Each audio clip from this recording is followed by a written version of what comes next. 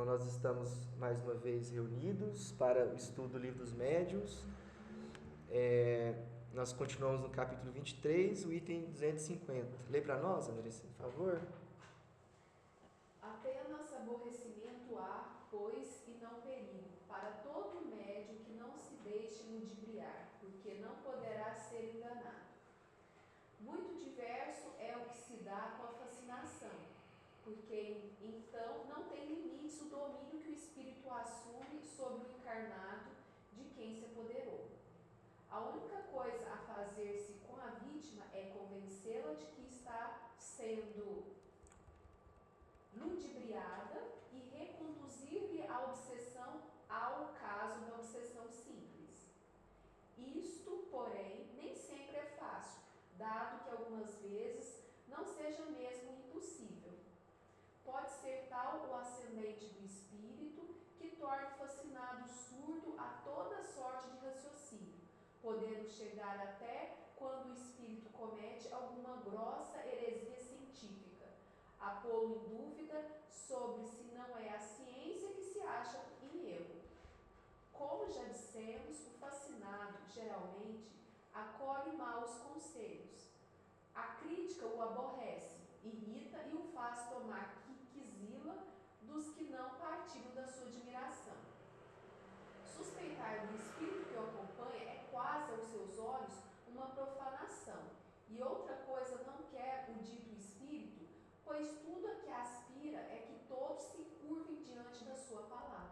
Então, só para a gente recordar, existem 3 tipos básicos de obsessão. A obsessão simples, que o médium sabe que ele está sendo influenciado por um espírito inferior, um espírito infeliz, e ele já procura as formas de se livrar dele. Essa obsessão simples, o médium tem consciência.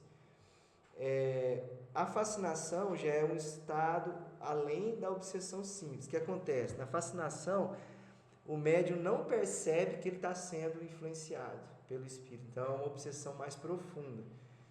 E nessa fascinação, o que o espírito faz para ele não ser detectado? Ele se porta como se fosse um benfeitor.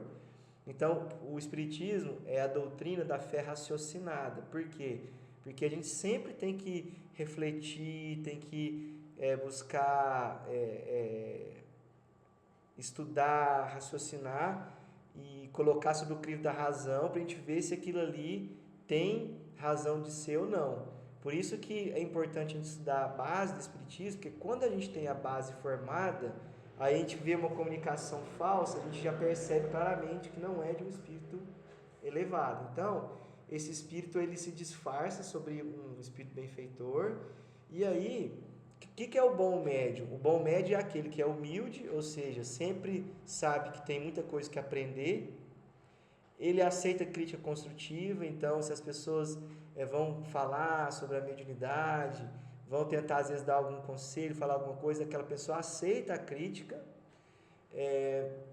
O bom médium, ele sempre está estudando, sempre está querendo melhorar, e ele não aceita esse tipo de situação em que o espírito ele quer ser o único, porque o que acontece quando o espírito fascina o médium? Ele quer ser o único a comunicar, nenhum outro espírito pode comunicar, só ele que está certo, entendeu?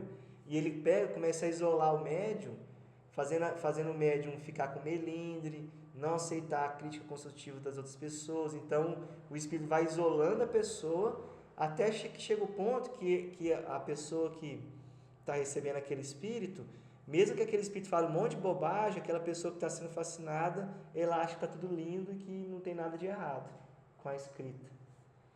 Né? É bom a gente lembrar para a gente... E o último estágio é o da subjugação, que aí o espírito está num controle mental tão grande da pessoa que ele faz até a pessoa fazer coisas que ela não quer fazer, que já é o último estágio da obsessão, que aí precisa de um tratamento maior, precisa de um acolhimento para a pessoa conseguir sair daquela subjugação. Então, a primeira forma da gente combater a fascinação é fazer com que o médium reconheça que existe uma influência negativa para voltar a ser um caso de obsessão simples e não um caso de fascinação, entendeu? Porque o caso de obsessão simples, o médium sabe e está tentando combater aquilo ali. Então ele fala que algumas vezes pode ser impossível, porque o espírito às vezes ele age de forma a fazer a pessoa ficar surda a qualquer tipo de conselho, até que chega o ponto que se a mensagem dele estiver contrária a alguma coisa que já tem comprovação científica, a pessoa vai falar que é a ciência que está errada. Aí que ele fala que o fascinado acolhe mal os conselhos, que não aceita crítica. Se ele faz parte de um grupo, vai chegar um momento que vai querer se afastar do grupo, sair do grupo, ele se irrita, né? Se a pessoa não admira o espírito que está fascinando ela. Se a suspeitar do espírito, a pessoa também fica muito brava. Agora vai contar um caso. Um deles exercia sobre pessoa do nosso conhecimento uma fascinação extraordinária. Evocamo-lo e depois de umas tantas fanfarrices, por quê? Porque normalmente o espírito que consegue fascinar é um espírito que disfarça muito, né? Que ele se coloca com um nome importante, ou então ele fica fazendo gracinha, ele fica disfarçando. Vendo que não lograva mistificar-nos quanto à sua identidade, então ele viu que ele não ia conseguir enganar, né, a equipe do Kardec, acabou por confessar que não era quem se dizia. Sendo-lhe perguntado por que ludibriava de tal modo aquela pessoa, respondeu com estas palavras que pintam claramente o caráter desse gênero de espírito. Eu procurava um homem que me fosse possível manejar. Encontrei-o, não o largo. Então, quer dizer, é aquele espírito que gosta de ter a sensação de poder, né? De controle. Não é isso? Mas se lhe mostrais as coisas como são, ele vos soltará isto. É o que veremos. Como não há cego pior do que aquele que não quer ver, reconhecida a inutilidade de toda tentativa para abrir os olhos ao fascinado, o que se tem de melhor a fazer é deixá-lo com as suas ilusões. Então a gente tem que tentar ajudar, mas se o obsidiado, o fascinado no caso, não quiser ver, aí não tem o que fazer, né? Tem que deixar ele, né? Que o tempo resolva, né? Não dá para forçar, né? Que ele melhore, né? Ninguém pode curar um doente que se obstina em conservar o mal e nele se compraz. Quer dizer, como é que a gente pode curar um doente que não quer se curar, né? Agora ele vai falar sobre a subjugação de novo. Lê para nós, Andressa. A subjugação corporal tira muitas vezes ao obsidiado a energia necessária para dominar o mau espírito. Daí o tornar-se precisa a intervenção de um terceiro, que atue pelo magnetismo ou pelo império da sua vontade. Então, só para a gente ter clareza, todas aquelas obsessões, porque tem um livro que complementa muito bem, que chama Nos Domínios da Mediunidade. Então, ele fala de vários casos interessantes. Todos aqueles casos de licantropia, aqueles casos graves que a pessoa perde o domínio sobre si mesma, já é um caso de subjugação, porque o espírito não entra dentro da pessoa, porque não tem como substituir a pessoa. Cada corpo é destinado a um espírito. Então, por exemplo, esse corpo foi destinado ao meu espírito. Então, não tem como substituir, sabe, o espírito daquele corpo. A gente vai até ao final da nossa vida corporal com esse nosso corpo, que é o nosso instrumento. O que acontece é essa dominação mental. A conexão ficou tão perfeita que o espírito... E claro que não é uma dominação que a pessoa não toma parte. Então, aquela dominação aconteceu porque aquela pessoa, em algum momento, ela aceitou aquilo, entendeu? Ela permitiu que isso acontecesse. Então, depois que a pessoa já está dominada, aí já é mais difícil, por ela mesma, ela conseguir sair. Aí realmente precisa de ajuda. Precisa de passe, precisa de tratamento, frequentar a reunião de desobsessão, que é para tratar os dois, né? Trata o irmãozinho que está fazendo isso e trata o encarnado. Então, trata os dois. Então, precisa, Porque a subjugação, o espírito já controla tanto, já entrou num grau de hipnose, o espiritismo controla tanto a ação da pessoa, que ela já não tem força por ela mesma de conseguir fazer. Daí tornar-se precisa a intervenção de um terceiro, que atue pelo magnetismo ou pelo império de sua vontade. Por quê? Aí que tá. O que a obsessão faz? Ela atua sobre a vontade da pessoa. Com o passar do tempo, a pessoa vai perdendo a vontade, entendeu? Porque aquela mensagem que eu recebi hoje e repliquei para vocês, que fala justamente sobre a vontade, é o principal pilar de combate à obsessão e também para a gente conseguir cumprir os nossos objetivos na vida. Sem vontade a gente não faz nada, porque a vontade é a principal alavanca do espírito. É a vontade que é a primeira causa de tudo. Se eu não tiver vontade, eu não consigo fazer nada, entendeu? Então, o que o espírito vai tentar fazer? Vai tentar anular a vontade da pessoa, entendeu? A vontade de viver, a vontade de trabalhar, a vontade de fazer tudo. Então, é um processo de anulação da vontade. Então, quanto mais vontade a gente tiver, e se essa vontade ainda for de fazer o bem, de melhorar, melhor ainda, porque a gente está conectando com Deus, né, com os bons espíritos. Então, a vontade é aquilo que nos eleva. Então, se anula a nossa vontade, a gente fica à mercê. Depois que a gente terminar 251, vamos ler a mensagem, que ela é muito importante. Em falta do concurso do obsediado, essa terceira pessoa deve tomar ascendente sobre o espírito. Porém, como este ascendente só pode ser moral, só um ser moralmente superior ao espírito é dado assumi-lo, e seu poder será tanto maior quanto maior for a sua superioridade moral. Porque então se impõe àquele que se vê forçado a inclinar-se diante dele. Então, por exemplo, por que numa reunião de desobsessão se consegue tratar o espírito?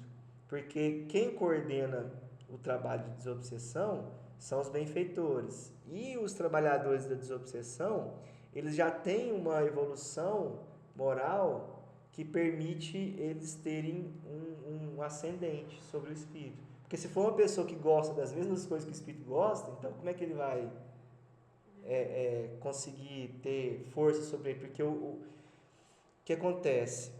Existe uma hierarquia espiritual. Essa hierarquia é temporária. É temporária por quê? Porque quando a gente alcança a perfeição, esse é o nosso objetivo. A gente foi criado simples e ignorante, a gente vai evoluindo até chegar à perfeição. Quando a gente chega à perfeição, aí já não tem hierarquia mais, porque todo mundo já alcançou o mesmo patamar. Mas enquanto está evoluindo, existe a hierarquia, porque tem alguns que estão em estágio melhor do que outros. Mas o que é essa hierarquia? Hierarquia moral. Então, o que faz a gente ser superior é a nossa evolução moral. Então, se a pessoa tem um ascendente moral, por exemplo, aquele espírito, aquele obsessor é um espírito que, vamos supor, apegado à matéria, ao ouro, por exemplo. Aquela pessoa que não é apegada ao ouro, ela vai ter um ascendente moral sobre ela, porque isso é uma coisa que ela já venceu, entendeu? Vamos supor, o espírito tem muito ódio. Se a pessoa que está aconselhando ou que está tentando dialogar com o espírito, ele já está num estágio superior a dele no sentido de ódio, porque às vezes a pessoa ainda tem ódio, mas já está melhor, entendeu? Então tem um ascendente. Ele consegue ajudar ele, ou pelo menos fazer com que ele... porque assim, existem casos e casos, e isso as obras do Chico mostram com muita clareza. Tem casos que vale a pena realmente afastar e tirar essa conexão do espírito. Tem casos que vale e consegue fazer com algumas sessões, tira essa conexão e esse espírito começa a receber um tratamento. Mas tem casos que a conexão é tão profunda que se você tira de uma vez, é ruim para o espírito, ele vai sentir mal, ele vai perder as forças e não vai ter uma melhora que precisa, e a pessoa encarnada ela pode até desencarnar, porque o choque, porque já está tão entranhado, a simbiose, que o choque pode ser tão grande que a pessoa até desencarna. Tanto que é igual você ter sei lá, você tem um monte como é que chama aquele bichinho que chupa o sangue? Sanguessuga. Sanguessuga, mas o sanguessuga às vezes ele tá tão entranhado, que se você não for devagarzinho, tirando, e tirar de uma vez, pode arrancar o braço junto, pode, né, pode trazer algum malefício. Então, nesses casos, tem que ir bem devagar. E aí é o caso que a gente tinha comentado. Às vezes ele está tão entranhado que precisa reencarnar como um filho, que precisa, aquele filho precisa reencarnar para aquela conexão ir sendo retirada e aquela conexão maléfica virar uma conexão benéfica. Claro, com a boa vontade dos dois, né? Mas, enfim, para poder tratar, precisa de pessoas que sejam moralmente superiores ao espírito. Aí ela vai falar de Jesus agora. Porque isso é... Por isso. Por isso é que Jesus tinha tão grande poder para expulsar aqueles a que naquela época se chamava demônio. Isto é, os maus espíritos obsessores. Então, o que é o demônio? O demônio não é aquele espírito a parte da criação e que não foi criado por Deus. Então, isso não existe. O que é o demônio? É um espírito criado por Deus que ele só está num estado que está ligado ao mal. Em algum momento ele vai ser bom. Ele vai mudar o caminho dele. Então, o demônio é um espírito que está ainda no caminho do mal. Então, não tem como ser um espírito à parte ou um espírito que vai ser mal para sempre, porque existia essa concepção, né, que o demônio era um ser à parte e que ele seria mal para sempre, né? E não é, Deus é justo. Toda a sua criação tem oportunidade de chegar à perfeição. Alguns chegam mais rápido, outros mais devagar. Então, o demônio é ainda o espírito que está no caminho do mal, mas um dia ele vai ser um espírito bom. E é tão interessante essa parte, Roberto, que a gente está falando dessa questão de o espírito ter ascendência moral, né? Dele falar, dele olhar e a pessoa, né, ter aquele respeito ou se aquietar, que a comunicação daquela criança foi isso ontem, né? De às vezes ele poder falar e as outras crianças não respeitarem ele, porque o espírito adulto que ele via, na hora que falava com a outra criança, só de falar a criança respeitava. E ele estava questionando isso, eu falo e eles não me respeitam, né? Aí a gente falou que é pelo exemplo, né? Pela nossa perseverança no trabalho do bem, e essa perseverança que a gente vai aprendendo essa questão, lapidando os nossos sentimentos, essa questão da moral, né? A gente buscar essa renovação. É isso mesmo. E aquele caso daquela criança, que assim, a gente entra no outro assunto que é do espírito que provavelmente desencarnou criança, né? E ele fica um tempo ainda nessa fase, né? E aí, para ele poder ir, mesmo em espírito, crescendo mais rápido, ele precisa dessa evolução moral, né? Para ele poder adquirir maturidade, por isso que ele estava estudando. Então, são duas formas, duas asas, né? Que a gente tem que evoluir. A asa da sabedoria, que é o estudo, conhecimento, a gente poder discernir, saber diferenciar espírito bom de espírito ruim, e a asa do amor, que é a moral, né? Então a gente precisa das duas asas. Quando a gente evolui as duas asas, a gente vai adquirindo a gente vai elevando, né, nos degraus, né, espirituais. Então ele fala assim: aqui não podemos oferecer mais do que conselhos gerais, porquanto nenhum processo material existe, como sobretudo nenhuma fórmula, nenhuma palavra sacramental com o poder de expelir os espíritos obsessores. Então não existe nenhum ritual, dogma ou algum tipo de palavra, oração específica ou algum tipo de movimento que tenha um poder de fazer alguma coisa. O que vai resolver é o diálogo com esse espírito, para ele poder desistir daquilo que ele está querendo. Então é um processo demorado, né? É um processo, porque o que o Chico dizia? Todos nós temos os nossos obsessores. Por quê? Aí são obsessões mais simples, obsessões menos pesadas. Mas por quê? Porque todos nós temos imperfeições. Então, se nós temos imperfeições, nós nos ligamos a espíritos que compartilham as mesmas imperfeições que a gente. Então, ele falava assim, que cada um de nós tem a sua cota de obsessores. Então, como é que a gente vai melhorando? Vai afastando? Ou ajudando esses espíritos a melhorar? Melhorando. Por isso que o desenvolvimento da mediunidade é o desenvolvimento moral. Por isso que quando os discípulos não conseguiam curar as pessoas, não conseguiam afastar os maus espíritos, eles chegavam para Jesus e falavam, mestre, como que você faz? A gente está tentando fazer, a gente não consegue expulsar os maus espíritos. Como é que está acontecendo? Aí ele fala a primeira coisa, ele falava assim, que se você tivesse a fé de um grão de uma mostarda, você conseguiria fazer. Porque aqueles discípulos tinham uma ascendência moral. Só que o que faltava para eles era vontade, entendeu? Era fé. Porque a fé é a vontade sublimada, né? Então, faltava essa confiança em Deus e neles mesmos. E aí, quando eles perceberam que o que fazia afastar os irmãozinhos era o diálogo, aí não era Mas a gente percebe pelas passagens da Bíblia que isso foi desenvolvendo depois que o Cristo não estava mais com eles. Não, sim, eu estou né? dizendo, Porque assim, até o ponto que Cristo estava ali, eles sempre ficavam assim, não, Cristo está aqui, está do meu lado. Não, mesmo quando Jesus estava, eles reclamavam, mas eu não consigo curar, mas eu não consigo.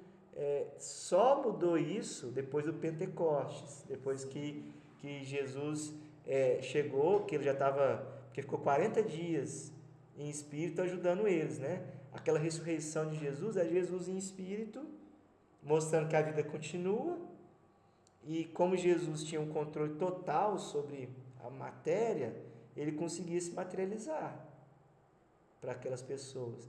Então, ele ficou 40 dias ensinando eles. Na hora que passou os 40 dias, ele falou assim, agora vocês vão receber o Espírito Santo. Quer dizer, vocês vão ser os médiuns, vão ser o instrumento para o auxílio das pessoas. Aí um começou a falar, né, incorporou, o outro começou a falar em outra língua, o outro começou a curar.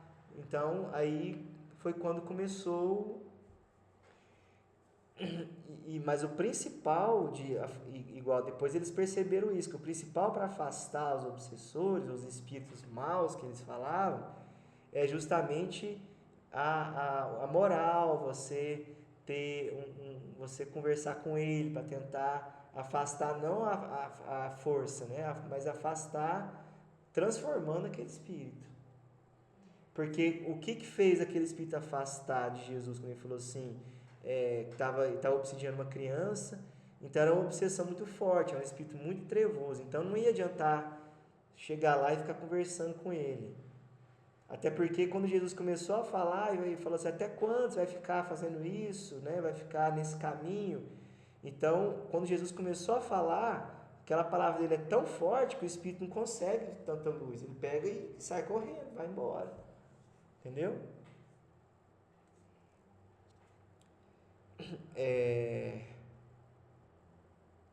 Vamos lá, vai falar sobre isso. Às vezes, o que falta ao obsidiado é força fluídica suficiente. Olha lá, vontade.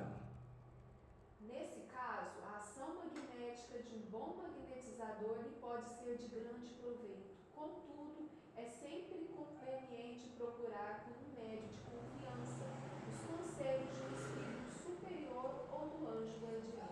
Então, naquela época, como o espiritismo ainda estava sendo codificado, construído, ainda não tinha assim certinha reunião de desobsessão, não tinha as obras para as pessoas consultarem. Então, eles faziam reunião e perguntavam para um espírito o que deveria fazer nesse caso de obsessão. Hoje, nós já temos as tarefas de desobsessão. Então, hoje a gente sabe qual que é o tratamento, não é que existe uma fórmula, mas existe um caminho de tratamento, que é a pessoa tomar passe, que é justamente isso, porque às vezes ela não tem uma vontade suficiente para ela vencer por conta dela mesma essa ação magnética. Então ela precisa de um terceiro para agir magneticamente. Então ela precisa tomar o passe, ela precisa do tratamento de reunião de desobsessão, que vai tratar os dois, para ir depois ela conseguir por conta dela continuar o tratamento, que é o que? O verdadeiro tratamento? Ela começar a trabalhar, fazer o bem e estudar. Por que estudar? Porque quando ela começar a estudar, ela vai entender como que o espírito age, como que acontece, que vai aprender a discernir. Então é todo um processo ali, né, o tratamento. Porque agora a obra espírita ela é completa, então tem como você entender e saber o que fazer. Bom, beleza.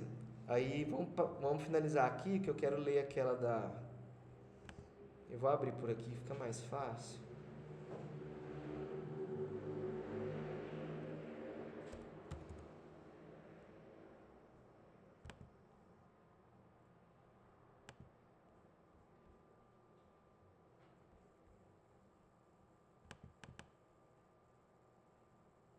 Isso aqui.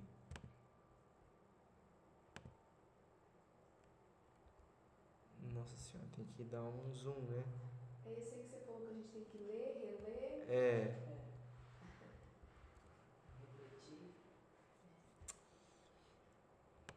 Deixa eu fazer um negócio aqui.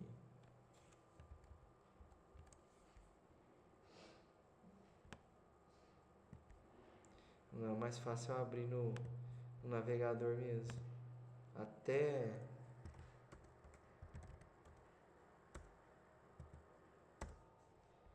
Qual que é a lição?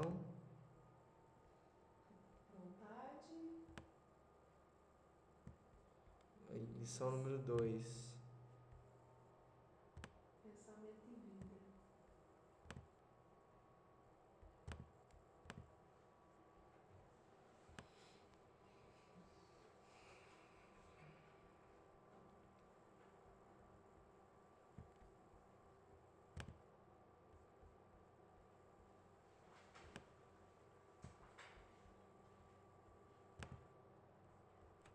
Pensamento e vida. Do livro Pensamento e Vida, de Emmanuel, psicografia de Chico Xavier. Capítulo 2, Vontade. Comparemos a mente humana, espelho vivo da consciência lúcida, a um grande escritório, subdividido em diversas seções de serviço. Então, a nossa mente é um espelho da consciência lúcida. Então, ele reflete a nossa consciência. Então, esse escritório, que é a mente humana, aí possuímos o departamento do desejo, em que operam os propósitos e as aspirações, acalentando o estímulo ao trabalho. Então, o desejo, né, leva a gente a querer a querer buscar as coisas, né? Departamento da inteligência, dilatando os patrimônios da evolução e da cultura. O departamento da imaginação, amealhando as riquezas do ideal e da sensibilidade. Departamento da memória, arquivando as súmulas da experiência. E outros ainda que definem os investimentos da alma. Beleza. Acima de todos eles, de todos esses departamentos, surge o gabinete da vontade. A vontade é a gerência esclarecida e vigilante, governando todos os setores da ação mental. Por isso que os irmãozinhos agem sobre a vontade. A divina providência concedeu-a por auréola luminosa à razão, depois da laboriosa e multimilenária viagem do ser pelas províncias obscuras do instinto. Então, quando a gente estava na fase animal, né, que a gente passou pelas fases, né, animais, a gente não tinha razão e muito menos vontade, a gente seguia instinto, né? E a gente não tinha consciência da gente mesmo, consciência de Deus. Então, quando a gente adquire a razão, a gente começa a ter consciência de nós mesmos, a gente começa a ter consciência de Deus, a gente começa a aprimorar os nossos processos, a gente começa a ter as vontades. Então é uma conquista nossa, né, da humanidade, de sermos seres humanos, né? Para considerar-lhe a importância, basta lembrar que ela é o leme de todos os tipos de força incorporados ao nosso conhecimento. Então ele vai comparar com a eletricidade, olha lá. A eletricidade é energia dinâmica, corrente elétrica, né, de movimento. O magnetismo é energia estática. Então você pega um ímã, ele tem ali um polo de atração e um polo de repulsão, né? O pensamento é força eletromagnética. Pensamento, eletricidade. Por quê? Porque o pensamento é uma onda, né? Uma onda eletromagnética. Que Então, vai ou pode então ela se vibra, ligar. né? Ela vibra, tem uma frequência. Essa frequência sintoniza com outras frequências, né? Por isso que a gente é uma antena, né? Você falou isso? Você ia falar isso? É isso mesmo. Pensamento, eletricidade e magnetismo conjugam-se em todas as manifestações da vida universal, criando gravitação e afinidade, assimilação e desassimilação. Você vê que esses princípios têm desde os átomos até os planetas, né? Nos campos múltiplos da forma que servem à romagem do espírito para as metas supremas traçadas pelo plano divino. A vontade, contudo, é o impacto determinante. Nelas dispomos do botão poderoso que decide o movimento ou a inércia da máquina. Então é a alavanca, né? É um botão, para ele ter uma corrente elétrica ali, um circuito. É o botão que liga e desliga aquele circuito. Então, se tirou a nossa vontade, é como se apertasse o botão de desligar aquele circuito, né? O cérebro é o dínamo que produz a energia mental, segundo a capacidade de reflexão que lhe é própria. No entanto, na vontade, temos o controle que a dirige nesse ou naquele rumo, quer dizer, a nossa energia mental, né? Quem que dirige a nossa energia mental? A nossa vontade. Então, se a gente tiver a vontade no bem, a gente vai dirigir a nossa energia mental para o bem, estabelecendo causas que comandam os problemas do destino. Sem ela, a vontade, né, o que acontece com os outros departamentos? Olha lá, que está falando do departamento do desejo, da inteligência, não é? Da imaginação. Então, sem a vontade, olha o que pode acontecer com os outros departamentos. O desejo pode comprar ao engano aflitivos séculos de reparação e sofrimento, porque a gente pode desejar coisas, né, ruins, né? A inteligência pode aprisionar-se na enxovia da criminalidade, a gente pode utilizar a inteligência para o mal. A imaginação pode gerar perigosos monstros na sombra. Né? Existe a imaginação positiva e existe a imaginação negativa, né? E a memória, não obstante fiel à sua função de registradora, conforme a destinação que a natureza lhe assinala, pode cair em deplorável relaxamento. Inclusive, uma das causas do Alzheimer, por exemplo, é a depressão. E aí o Alzheimer perde um pouco a função da memória, né? E o que causa a depressão é justamente o nosso afastamento das energias divinas. Porque a gente afasta das energias divinas e afasta do nosso compromisso, do nosso propósito na Terra. Então a gente começa a perder esse sentido das coisas. A gente começa a entrar num campo de tristeza porque a gente não está fazendo aquilo que a gente se propôs a fazer. Então a depressão lá no fundo tem essa causa. Aí quando a gente começa a reorganizar a nossa vida, colocando um propósito espiritual, porque o nosso propósito na Terra é evolução. Então quando a gente volta a esse propósito de evolução, aí a gente retoma o nosso caminho.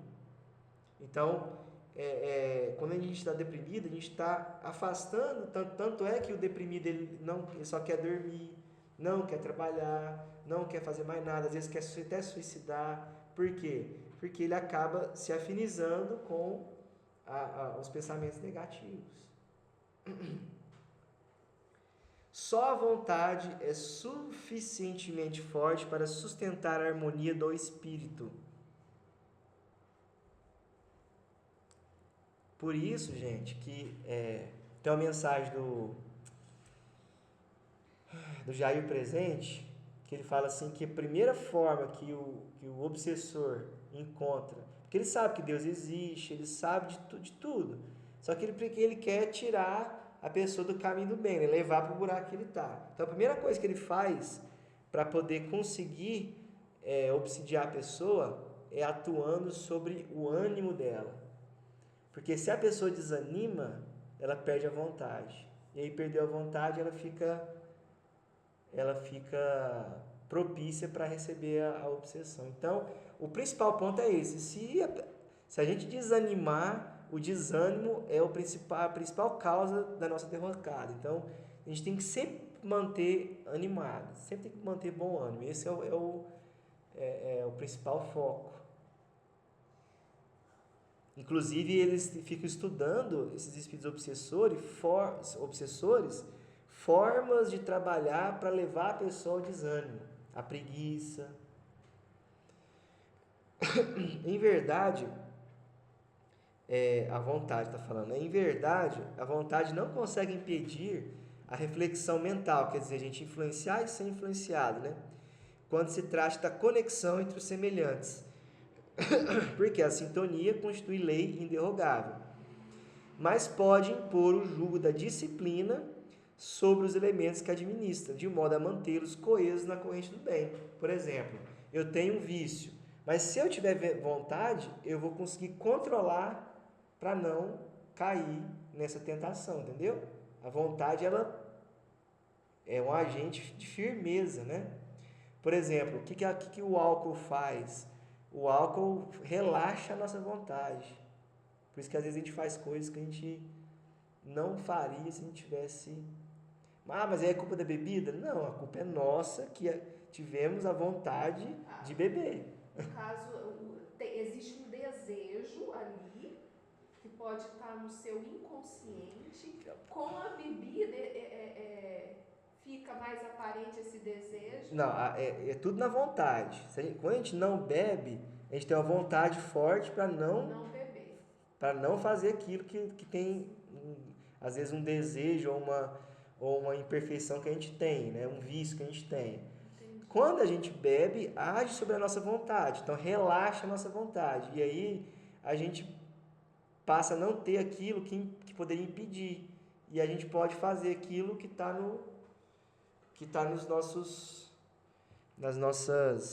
nos desejos mais íntimos negativos, né? Dos nossos vícios, né? Mas por quê? Porque age sobre a nossa vontade. Não é que tira a nossa vontade, mas relaxa, né? Dá aquela... A gente perde um pouco aquela firmeza, né? Porque a bebida também, o que faz?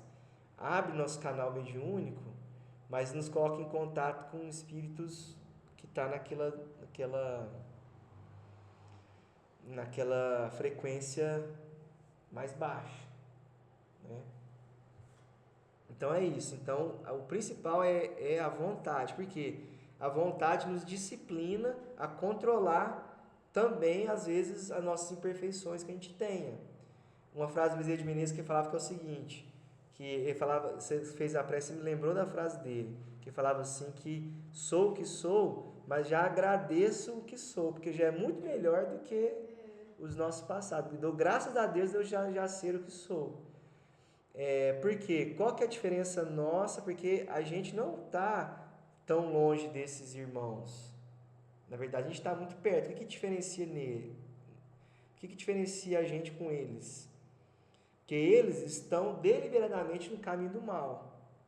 E a gente está querendo fugir desse caminho, porque a gente já esteve nesse caminho do mal. Então, o Bezerra de Menezes falava isso, porque a pessoa falava assim para ele, como é que eu vou palestrar, como é que eu vou falar, sendo que eu ainda sou ruim, né? Aí o Bezerra de Menezes falou assim, mas eu também sou ruim. A diferença é que a gente não deliberadamente gosta e faz as coisas negativas, a gente já está querendo fugir disso. Então, o interessante não é a gente ser perfeito, é a gente querer fugir e controlar as nossas imperfeições. Porque a gente só vai vencer mesmo com o tempo, com o esforço e disciplina constante, entendeu?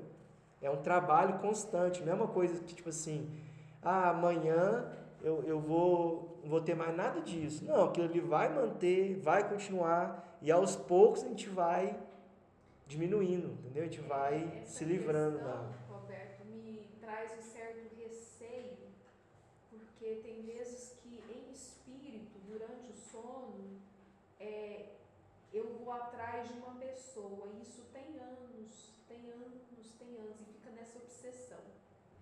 Aí teve um dia que eu falei, meu Deus, o que está acontecendo? Tanto que eu luto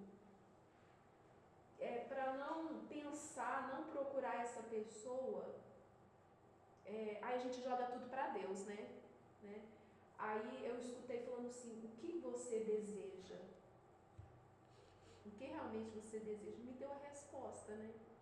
Só que eu luto, aí nesse final que falou da vontade, eu luto contra isso. Uhum. E isso que é importante. O importante não é você falar assim, não posso ir mais lá. Mas o importante é, eu preciso continuar lutando contra isso. Entendeu?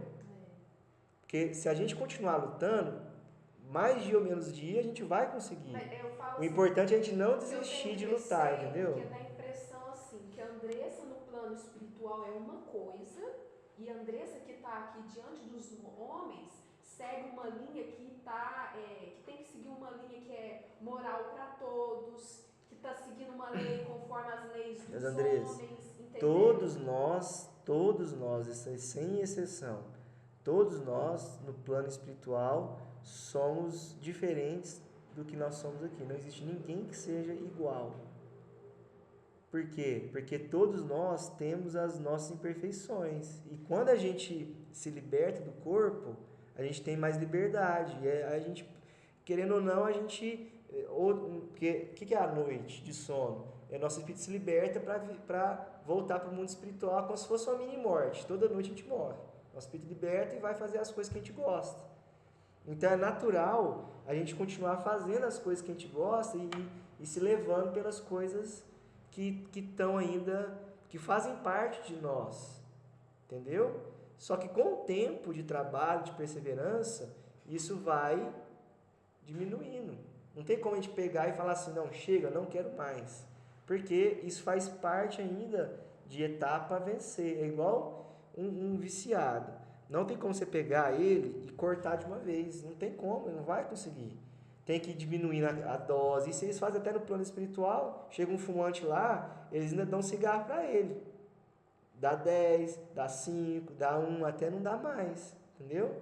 Então, o tratamento, o vencer é aos poucos. A gente vai diminuindo os nossos vícios. Então, não adianta a gente querer ser radical, né? Eu vou cortar tudo, porque a gente não consegue. Então a gente tem que reconhecer e o objetivo é continuar esforçando. Se a gente continuar esforçando e tendo esse propósito, essa vontade de querer melhorar, aos poucos a gente vai diminuir. Você pode ter certeza que você já diminuiu a duração das visitas, entendeu? Ou a intensidade dessas visitas. O importante é que você já tenha consciência. Então, porque a gente não pode não se cobrar, porque aí já é inconsciência, mas também a gente não pode se cobrar demais, porque se a gente se cobrar demais, a gente acaba se anulando, né? A gente não consegue fazer nada. Então a gente tem que ter consciência dos nossos erros, né?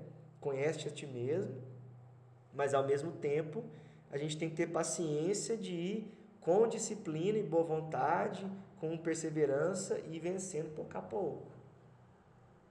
É isso mesmo, a gente sofre porque a gente quer melhorar rápido, quer ser perfeito logo. É isso mesmo. Sofre demais com isso. É um processo. Se a gente, no final, vai ver que foi a nossa vontade de continuar. Se a gente continuou e perseverou até o fim, a gente vai ter avançado muito mais do que querer dar 20 passos, entendeu? Então, beleza. Boa mensagem, né?